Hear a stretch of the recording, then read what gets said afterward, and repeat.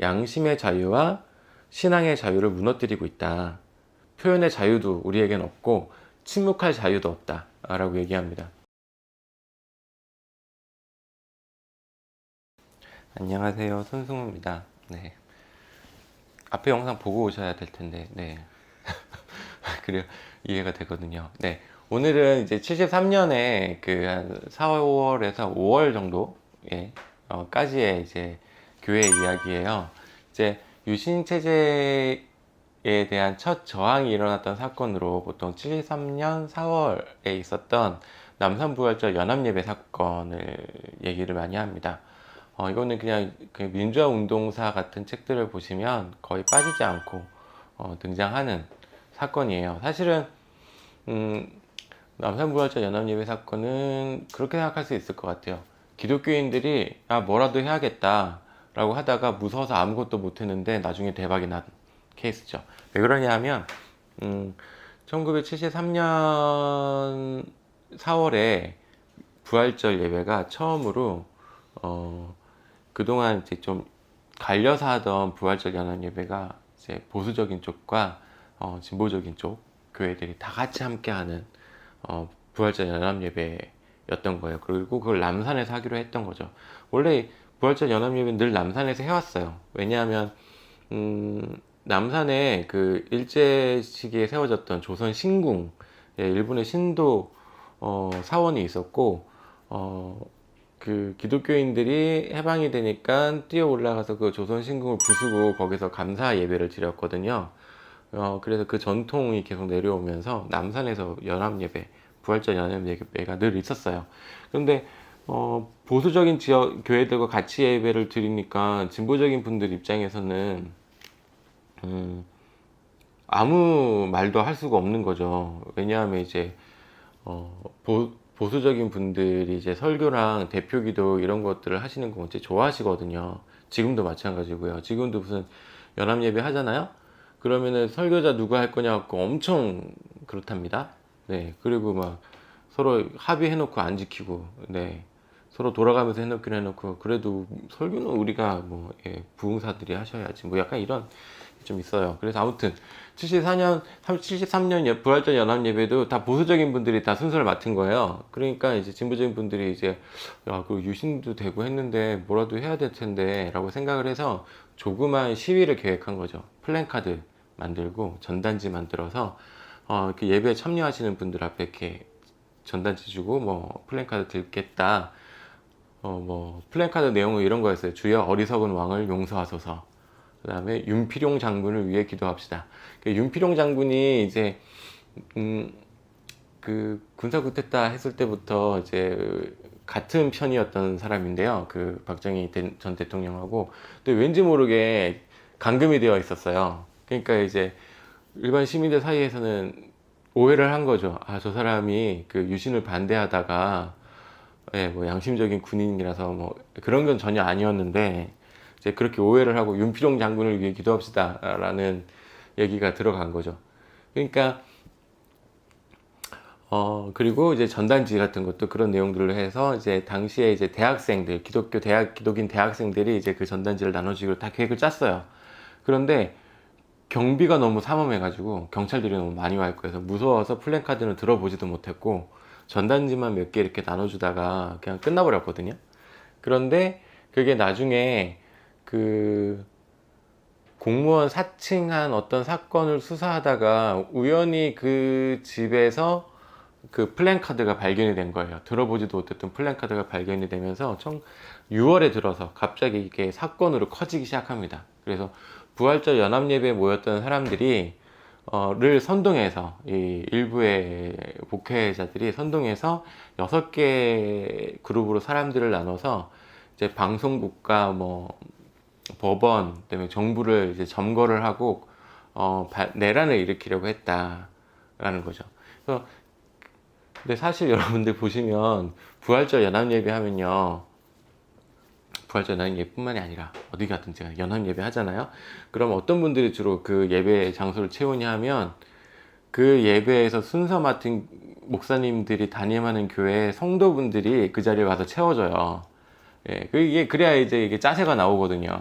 그러니까 보통 어떤 분들이 또 하시냐, 주로 믿음 좋은 권사님들, 할머니들, 예.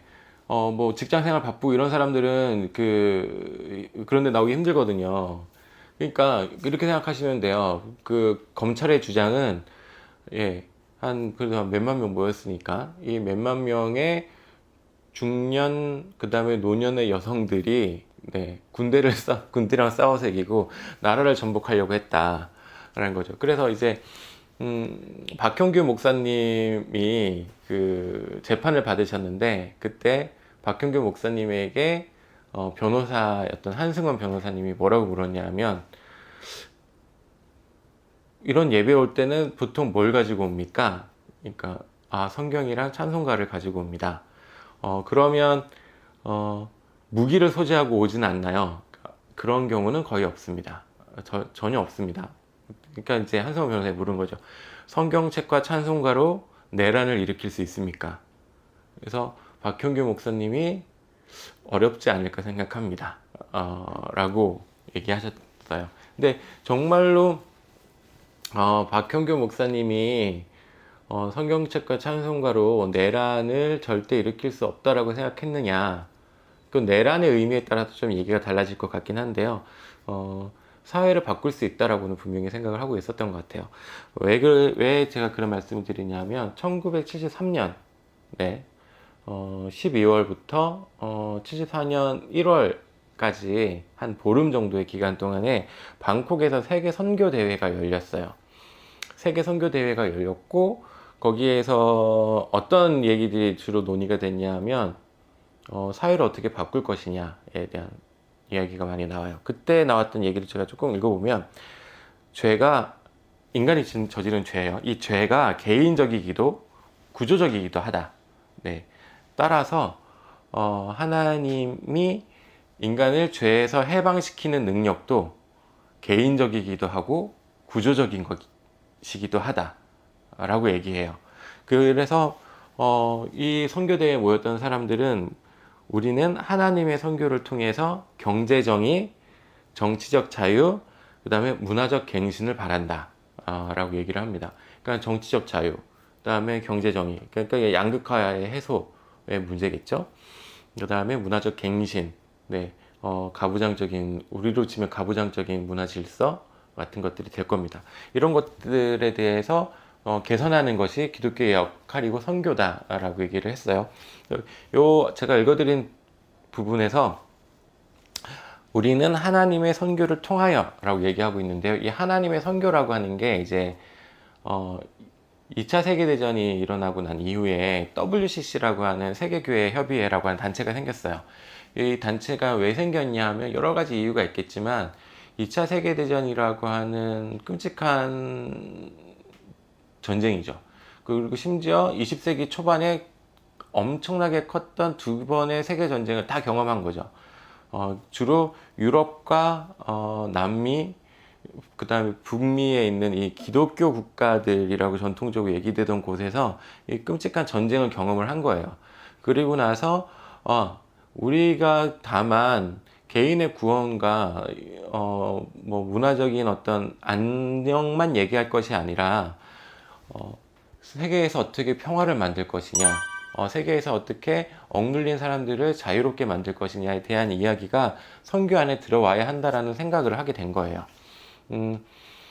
그래서 60년대로 넘어오면 이제 이 하나님의 선교라고 하는 개념이 확립이 되기 시작하는데, 하나님의 선교는 간단하게 말씀드리면 이런 겁니다. 이전까지의 선교는 교회의 선교, 교회의 전도라고 얘기했어요. 교회의 전도라는 건 세상은 악해요. 세상은 악하고 하나님은 선하시죠. 그리고 이 교회는 이 선한 하나님으로부터 하나님에게로 이 악한 세상에 살고 있는 사람들을 데려다가 선한 하나님께로 보내는 역할을 하는 곳인 거예요. 그래서 일종의 말하자면 구원의 방주인 거죠. 구원의 방주라고 하는 교회가 있고, 악한 세상이 있으니까 악한 세상에 있는 사람들을 빨리 교회에 태워야 되는 거죠. 이게 교회의 선교, 전도라고 생각하시면 됩니다. 근데 반대로 하나님의 선교는 세상이 악한 곳이 아니라 하나님이 창조한 곳이고 하나님의 뜻이 이루어져야 되는 곳인 거예요. 세상 전체가요. 그래서 선교를 누가 하느냐? 교회가 선교를 하는 게 아니고 하나님께서 그 스스로 세상을 향해서 선교하고 계신다. 세상을 좀 더 좋은 곳으로 만들고 계신다.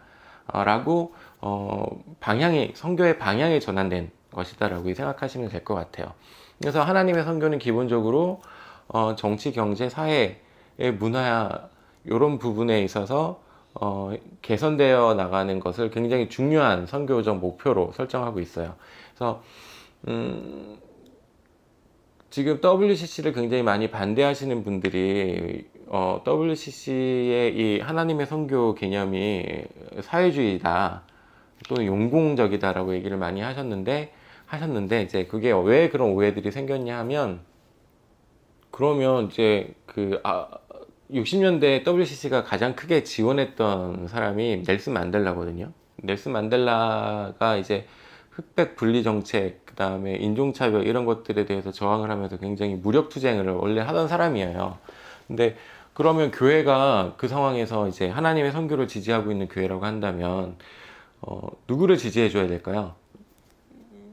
인종차별에 대해서 저항하고 있는 사람에게 힘을 실어줘야 될까요? 아니면 인종차별을 하고 있는 백인들의 정부를 지지해줘야 될까요? 이거는 이제 여러분 생각해 보시면 어느 정도 답이 나오실 거라고 생각해요. 이 WCC가 70년대가 되면서 한국을 적극적으로 지원을 해줘요. 왜 그러냐 하면 민주화를 위한 교회가 있고, 네, 국민들의 인권을 탄압하는 정부가 있는 거죠. 그러면 교회가 누구를 지지해야 되느냐? 당연히, 네, 하나님의 선교의 입장에서는 민주화를 원하는 사람들을 지지해 줘야 되는 거죠. 어쨌든 하나님의 선교 개념이라고 하는 게 60년대 말이 되면 정말 최고 정점에 이르러요. 그리고 70년대 초반이 되면 이렇게 세계 선교 대회 같은 곳에서 꾸준하게 얘기가 되면서 사람들에게 좀 더 나은 세상을 만들어 나가는 것이 선교다라는 개념을 계속해서 주입하고 있었던 거예요. 그러니까 73년에 이 방콕에서 세계 선교 대회가 있었고, 그 이듬해 한국에서 오늘의 구원이라고 하는 주제로 선교 협의회가 또 열려요. 그 오늘의 구원이 뭐냐라는 거예요. 이 오늘의 구원 협의회, 이건 한국에서 있었던 거니까 한국 기독교인들이 만들어낸 거죠. 오늘의 구원은 사회적 구원이다 라고 하면 세 가지를 얘기해요. 모든 사람이 각종 불의의 세력의 억압에서 해방되는 것. 그리고 두 번째, 모든 사람이 하나님의 형상으로서의 존엄과 자아를 회복하는 것. 그리고 세 번째가 모든 사람이 하나님의 구원 사업에 동참할 수 있도록 자유롭게 되는 것. 네, 그러니까 자유, 해방, 네, 이런 것들이 오늘날 우리나라에 있어서의 구원이다라고 한 얘기를 70년대 초반에 73년 초에 한국 교인들이 서로 나누고 있었던 거예요. 그러니까 남산부활절 연합예배 사건이 있을 때, 그러면 교인들은 어떤 일을 해야 되느냐? 아무도 얘기를 하고 있지 못하니까 우리가 먼저 이 유신 체제가 문제가 있다라고 얘기를 해야 된다라고 하는 문제의식이 있었던 거죠. 실제로 이 오늘의 구원 협의회에서 한국에서의 가장 중요한 실제적인 문제가 뭐냐라는 것에 대해서 합의를 한 게 민주주의의 정착, 민주주의의 형성이 한국에서 가장 중요한 문제다라고 결정을 내렸습니다. 네, 이 남산부활절 연합예배 사건이 이제 외국에도 좀 알려졌어요. 아직 막 정부가 강력하게 억압을 하기 전인데도 이러한 계획들이 있었다라고 하는 게 이제 외국에 알려졌거든요. 특히 어디에 알려졌냐면 일본에 알려졌습니다. 그래서 그걸 본 일본에 있었던 한국인 기독교인들이 한국 내에서 저항이 시작됐구나, 유신에 대한. 그러니까 우리가 이거를 지원해 줘야겠다 라는 생각을 하게 됐어요. 그래서 발표되는 게 1973년 한국 그리스도인 선언이라고 하는 성명서가 발표가 됩니다. 그 성명서는 이제 유신 체제와 싸우겠다라고 하는 기독교인들의 적극적인 의사를 표현하고 있는 선언인데요. 뭐라고 얘기하고 있냐면, 지금 현 정부가 양심의 자유와 신앙의 자유를 무너뜨리고 있다.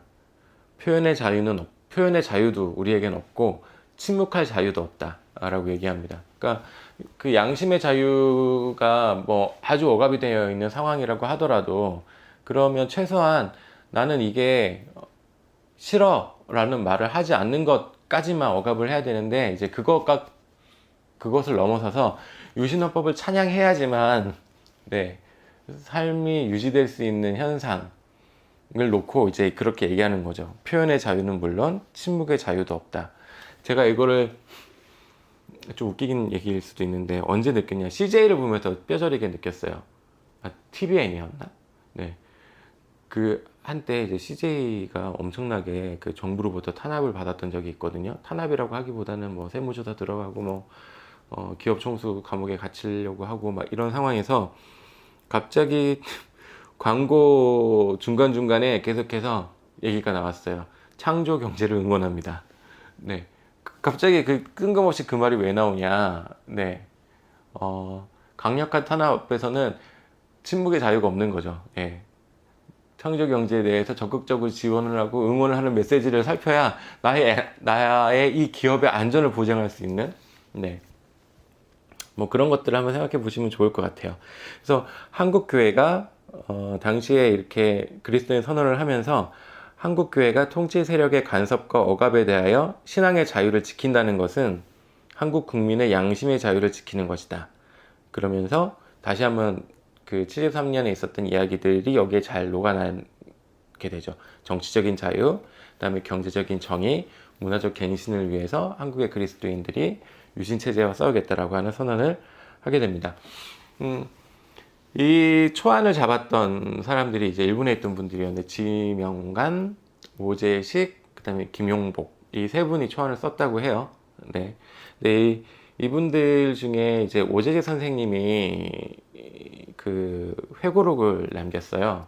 이 회고록을 남기면서 이 남산부활절 연합예배 사건이 일어나고 그리스도인 선언이 발표되고, 그래서 이제 박형규 목사님 같은 분들이 감옥에 가고 재판을 받고 뭐 이런 상황에서 이제 자신의 경험에 대해서 쓰고 있는데요. 당시에 이제 NCCK 한국기독교교회협의회 총무였던 김관성 목사님이 일본에 와서 후배들을 불러 모은 거예요. 이제 오재식 선생님이 이제 후배 중에 한 명이거든요. 이렇게 불러 모아놓고 울었대요. 네. 지금 애들이 감옥에 가고 있고 어떻게 하고 있까 하다가 이제 창가로 가더니 이제 엉엉 울었다는 거죠. 그러면서 오재식 선생이 뭐라고 얘기하냐면, 야, 우리가 군사정부랑 싸워본 경험이 있는 것도 아니고 매뉴얼이 있는 것도 아니고, 야, 저렇게 힘센 애들이랑 싸운다는 게 뭔지도 모르고 어떤 각오를 다져야 되는지 무게감이 뭔지도 모른다. 그런 상황인데, 다만 나는 성서에서 뭘 배웠냐면 침묵을 강요당할 때는 말을 해야 한다라는 것을 성서로부터 배웠다.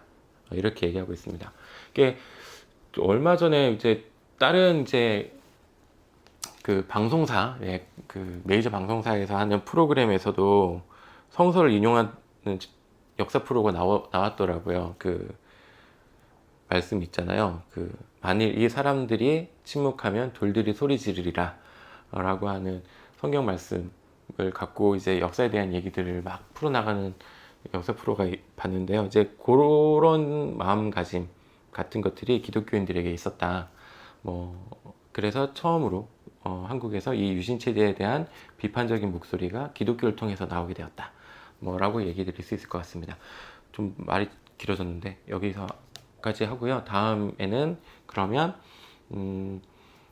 그 오랫동안 한국에서 기독교인들이 어떠한 입장을 가져왔길래 이 인권이라고 하는 것에 대해서 더 민감하게 움직였냐에 대해서 한번 말씀을 드려보도록 하겠습니다. 시청해 주셔서 감사합니다.